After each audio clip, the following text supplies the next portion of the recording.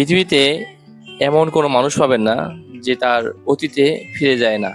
অর্থাৎ প্রত্যেকটা মানুষই, নারী পুরুষ বৃদ্ধ যুবা পৌর, যে কোনো মানুষই তার জীবনের কোনো না কোনো এক সময়ে তার অতীত স্মৃতিতে ফিরে যায়। কখনো অশ্রুসিক্ত হয়, কখনো খুশি হয়, কখনো নিজের অজান্তে হেসে ফেলে। মানুষ হয়তোবা ভাবে যে এর মধ্যে কি পাগলামি আছে কিংবা খেপাটে ভাব আছে। বিষয়টা এরকম না। বিষয়টা এরকম, যখন মানুষ তার নিজের অজান্তেই অতীতের মধ্যে ঢুকে পড়ে, এই অতীতে তাকে কাঁদায়, কখনো হাসায়, কখনো বা একদম মনকে ভুলিয়ে দেয়। তেমনি একটু অন্য বর্ধিত মানুষের ছেলেবেলা, ছোটবেলা, যখন দুরন্তপনা থাকে, স্কুলে যায়, স্কুলের স্মৃতি, স্কুল থেকে হাই স্কুল থেকে কলেজ, কলেজ থেকে ইউনিভার্সিটি, তারপরে ভাবে যে আমার মনে হয় চাকরি হলে আমার সুন্দর জীবন কাটবে।